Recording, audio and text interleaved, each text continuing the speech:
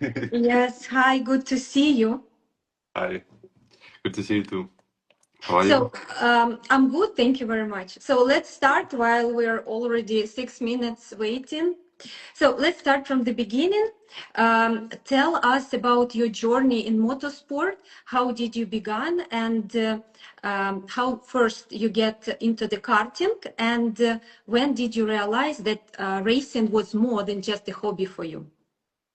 Yeah, that was straight from the beginning. So as a young boy, I liked toy cars, and always I was playing with them. I had a lot of magazines with cars as well, and I liked watching Formula One. And then one day, yeah, that said to me like, yeah, there is a karting, and we can start, and then maybe you succeed, and it will be your profession. So at 2008, first time I drove the kart, and I was pretty good from the beginning. And then, yeah, we start driving karting in Ukraine, then in Europe, then came to formulas, then GTs, and yeah. But I never had any other choice. So I really wanted to become a professional racing driver, Mhm. and never had an option to switch to tennis or something like that. Okay, got it. So, after a successful career, you made step into single-seater racing, right? Yeah. How did that transition happen, and how did you enter Formula 4? And what were your first impressions of driving the Formula car? Uh, yeah, it was completely different from the karting, and I had to learn a couple of days to understand first of all that the single seater car, it has the suspension, so the car moving a lot like this. So I felt Mhm. that the car is jelly, after the karting, because karting is so stiff and you don't have any suspension. Yeah, so yeah, like I was quite successful in karting, and then we knew that we need to go to Formula. I did a switch to Formula cars quite late because there was not enough funding, but then we succeed, and we started racing in UAE, in Malaysia, in France, and yeah, that's was 2019, and yeah, if I'm not mistaken. Okay, cool. In 2020, you became the first Ukrainian driver to win a single-seater race in Formula 4 and at legendary Manicourt, right? Yeah, that's true. And yeah, this was a very nice weekend. It was a difficult race. I struggled a lot in single seaters because I'm quite tall. I'm Mhm. 185, and I was doing a lot of diets, and still I was 75 kilos when my competitors were like 50. And in Okay. Formula Car, 25 kilos, it's a huge difference. And I was like losing 2-3 tenths on the exits just because of my weight. And that race, I started P2, I managed to overtake first guy, and then I just defended for the whole race. Okay, And yeah, and we made it. Was very great. It's one of the best memories from the single seaters. that sounds great. Um, Tell me, before reaching that historic win, what were the biggest psychological challenges to you to overcome on the way to top? Mm, yeah, the biggest problem was the money, always. Okay. It's always not enough funding, and you're presenting it to companies like, yes, it's not only about supporting me as a race car driver, but you can also connect your brand through it. And there was no Ukrainians in formulas at that time, no Mhm. Ukrainians at GT racing. So, like, I tried like, hey, yeah, I can be maybe first Ukrainian Formula One driver. And if you help me now, then you get like the best benefits because you helped me Mhm. when it started. But yeah, it was always very difficult. And when you have just a little budget to understand what you have to do, you don't have free money to spend, to do some 20 test days here or drive Mhm. both of the championships. You really think, okay, yeah, we can do 5 test days and this championship, and you have to perform. You need to get podiums, you need to have wins, and be at the Mhm. top. So that was the most difficult thing, in my opinion. Yeah, because you always need to show the result for Yeah, the of course. sponsors. And also the second thing is that you should push always, Mhm. but you Mhm. you cannot crash the cars because first of all you don't have Yes. money to pay, and second thing, then the people, yeah, he's not thinking too much, he's crashing the cars, and they don't consider you seriously. So you have to perform at the top always, and also not overcome this, the limit. And this is also quite the thing. So if you're driving slowly, you're not a racing driver anymore. You don't have any funding, and if you crash the Mhm. car, that's the same story. So that's the second topic, which is quite difficult, but I managed to do it quite well. I had just a few crashes in my career, so that's fine. Okay. Okay. Um, so you later move from single seater to GT racing. And what motivated you to do this step? And what was the decision? Why did you do this decision? And yeah, how this world of GT racing was compared to the Formula racing? Amazing, amazing. I never thought it would, in 2000, end of 2020, I finished my season in the four. We had some podiums and win. But Mhm. yeah, then I knew that I cannot spend one more year in Formula 4 and I need to go to Formula 3. We did some tests, it was successful, but again, the budget for Formula 3 regional was a lot, and Mhm. my sponsors couldn't afford that. So we were like, I was thinking with my manager, and we were like thinking, okay, yeah, what options we have? Yeah, we have GT cars, maybe let's go for a test and let's try it. And first session, I was driving the Bentley at the time, so I Oh, was wow. also sitting on the other side, Mhm. on the wrong side. And the first session I spun because the car is huge, it's massive. But then Mhm. I understood, okay, you don't need to push too much, you need to respect the car, and Mhm. then it's fantastic. The sound compared to Formula car, the 4-liter B-turbo engine. And Bentley, yeah, it has Yeah, and very also, you have so much stuff to do in the car. You have traction control, ABS, you have so much settings, you also have a pit stops, you share the car Mhm. with other drivers. It's completely different world.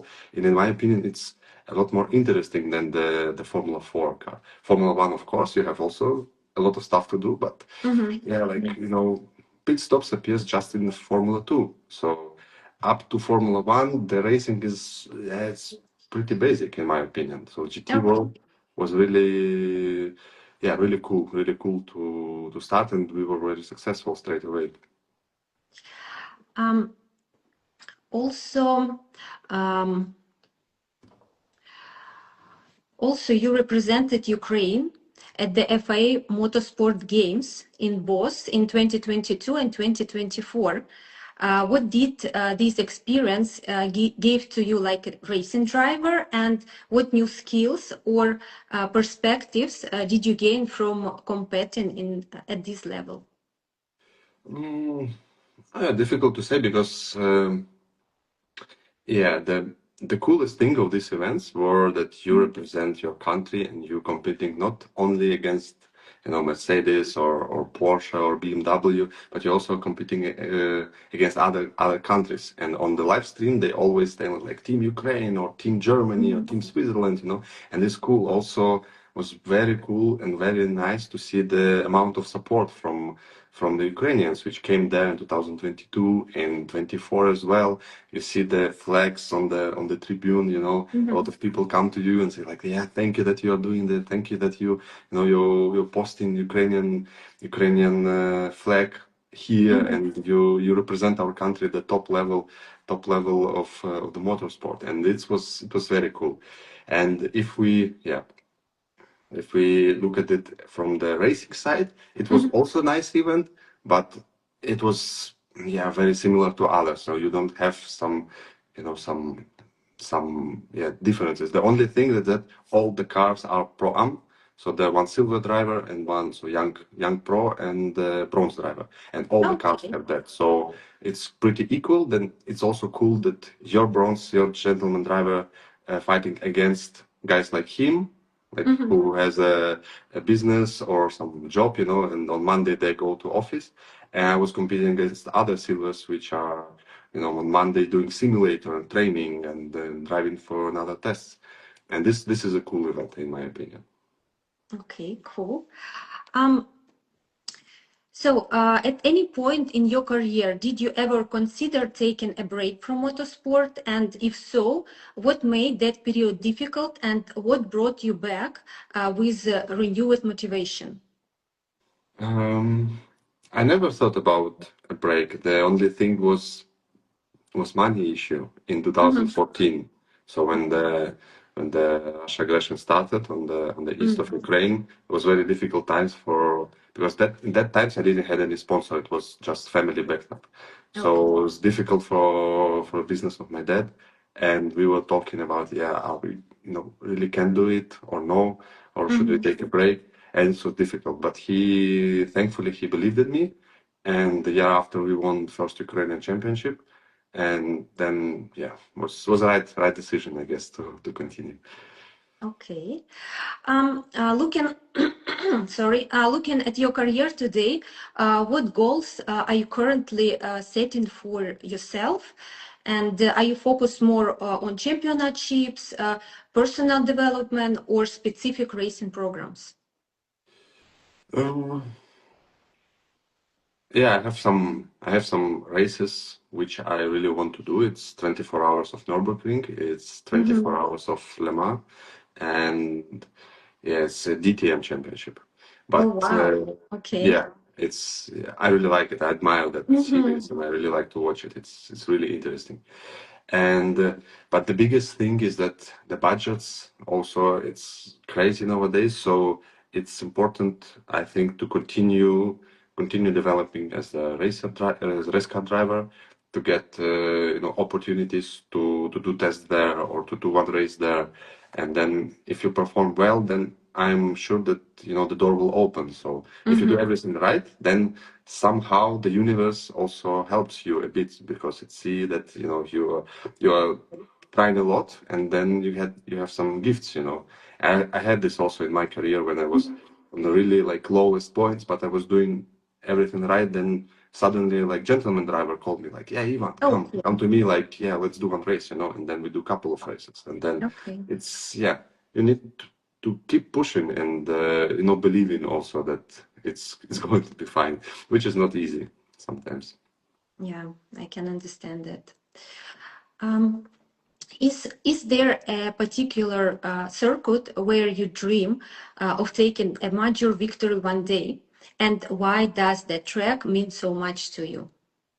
Mm, I think that's also Nürburgring 24 Okay. because I live close to the Nürburgring, and I find this track the coolest one in the world, Mm-hmm. and the toughest one for sure, Green Hell.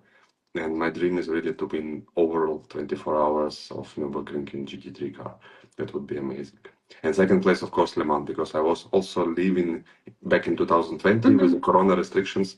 We couldn't fly there and back, so I was living in Le Mans, and I was Oh wow. I Okay. was walking, on this track. I was riding the bicycle almost every day because Mm-hmm. the 360 days it's a public road, the Man Circuit, and Okay. I was taking my bike and driving that and imagining, like one day I will drive here in LMP1 or hypercar car at 3:40 in the night, and this is also really cool. That sounds cool. Yeah. Um, and finally, what would you like to say to young drivers who are just starting their journey in motorsport? How can they stay strong and not give up in such a competitive environment? Well, you need to first thing you need to always do something, I think, Mm-hmm. because if you're not doing anything, then it's easy to give up because nothing happens then. Nowadays, I think the sim racing is a really cool tool to Mm-hmm. start, to go into races. We see a lot of sim racers get the opportunity to drive a GT3 car, a GT4 car or Porsche Cup, and in the sim racing also you develop a lot of skills like battling, race starts, defense, consistency. And I feel that simulator nowadays is a more useful tool than the karting, because then if you are good at simulator, you just need to, not to be afraid of the speed and of the crashes, and that's Mm-hmm. fine. As soon as you get that, then you are really fast in the sim. And also, it's easier to drive quick in the real car because you have a feeling of the G forces. The car is moving, and on the simulator, you just you get the info from the steering wheel and from the eyes and the headphones. So I feel that the simulator is a really nice tool. Yeah. And the second thing is, trying to drive anything, even low budget series when you are where like race can cost 2,500 euro, for example, which is still a lot for some people, but it's very affordable nowadays in the race in the racing. And you're doing well, and then there is also a chance that somebody will say, oh wow, you did well, you drive with us, and you get the discount, or maybe you get a free seat, and Okay. then you get a connection. So the more you drive and the more you're doing better job, then the people recognize you that as a good driver. You should be also very polite, and like Yeah, definitely. I think perform so. well, be polite, don't be like some not nice guy. But then then you get a chance for sure. So you get the connections there and there and there, and then there is also a possibility to do better and better races and perform at a better level, in my opinion. Thank you so much for this interesting conversation, and Thank you see so you much as soon well. on the racing track. Yeah, sure, definitely. Thank you so much. Thank Bye you. bye. Ciao.